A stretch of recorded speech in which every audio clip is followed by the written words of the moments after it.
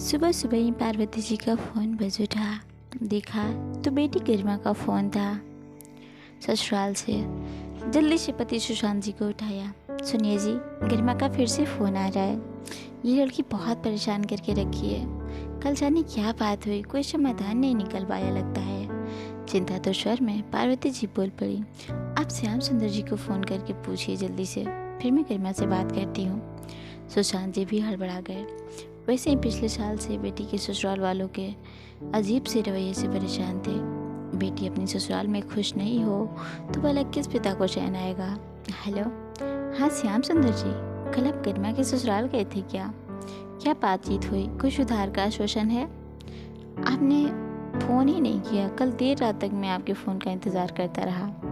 उधर से बताने वाले ने जो भी कहा उसे सुनकर सुशांत जी बहुत तनाव में आ गए थे। क्या हुआ जी, मुझे भी तो बताइए। पार्वती जी की व्याकुलता बढ़ती ही जा रही थी। दामाद जी की पहले से ही एक बीवी है। झूठ बोल कर हमारी बेटी ब्याह ली उन लोगों ने, और उल्टे अब हमारी बेटी से छुटकारा पाने के लिए उसे प्रताड़ित करते रहते हैं। बहुत हो गया गरिमा की माँ, मैं अब बेटी को वहाँ बिल्कुल नहीं रहने दूंगा। सुशांत जी गरिमा की सुरक्षा और सम्मान के प्रति बहुत व्यग्र हो उठे थे। तब तक गरिमा का फ़ोन फिर से पार्वती जी के पास आने लगा। स्पीकर ऑन कर लिया था उन्होंने। बातें महत्वपूर्ण थी। बेटी माँ से ज़्यादा खुलकर बता सकती थी।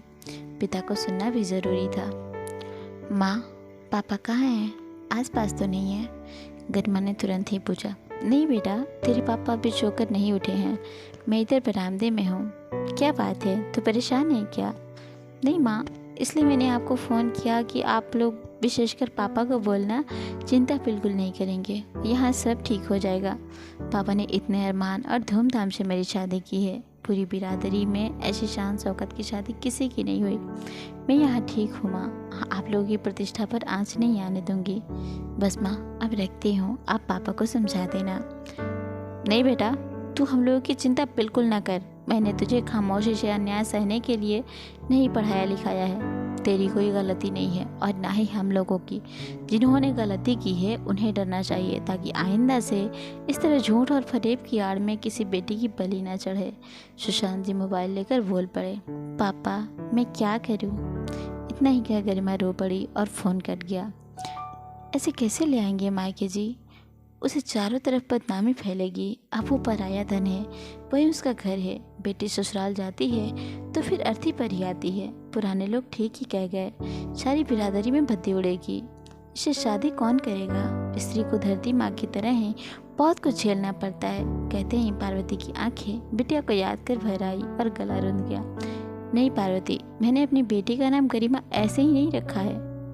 मुझे ससुराल में भी उसकी गरिमा की चिंता है। जो खतरे में है, झाड़ू मारो ऐसे रिवाजों पर जो बेटी की अर्थी पर ही लाने की बात कहते हैं। मैं तो बिना देरी किए बैंड बाजे के साथ लाऊंगा उसे। पराया धन नहीं है वह मेरा अनमोल धन है। यह घर अभी भी उसका ही है। हमारी बेटी हम लोग का ख्याल करके कुछ बता नहीं रही है, लेकिन उन झूठे लोगों ने उसका क्या हाल किया होगा मुझे सब दिखाई पड़ रहा है। वे किसी भी नीच स्तर तक जा सकते हैं। अरे लोग क्या कहेंगे, आखिर हम कन्यादान कर चुके हैं, वहीं उसका घर है, अब उसे वहीं रहना होगा। पार्वती जी कह उठी।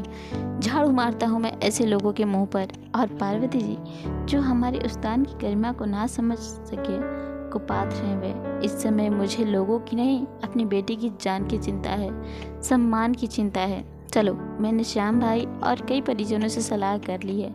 तैयारी कर लो, हम कल ही पूरी धूमधाम से अपनी बेटी को सम्मान से, पूरी शान से मायके लाएंगे, हमेशा के लिए।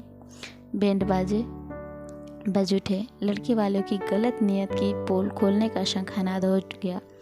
जिस इज्जत और गरिमा से बेटी को ससुराल पहुंचाया था, उसी इज्जत और गरिमा से धूमधाम से अपने घर ले आने के लिए बेटी की आंखों में पिता से मिलने वाली इस हिम्मत, इज्जत के लिए गर्व के आंसू थे, और दिल में हर अन्याय से जूझने का अपार हौसला। फ्रेंड्स, अगर हर पिता ऐसा होना तो कोई भी बेटी सुसाइड नहीं करेगी ससुराल में। जी हाँ, वैसे आपको ये कहानी कैसी लगी हमें कमेंट करके ज़रूर बताइएगा। मिलते हैं ऐसी ही किसी दूसरी कहानी में, तब तक के लिए नमस्कार, प्रणाम, अपना ख्याल रखें, अपनों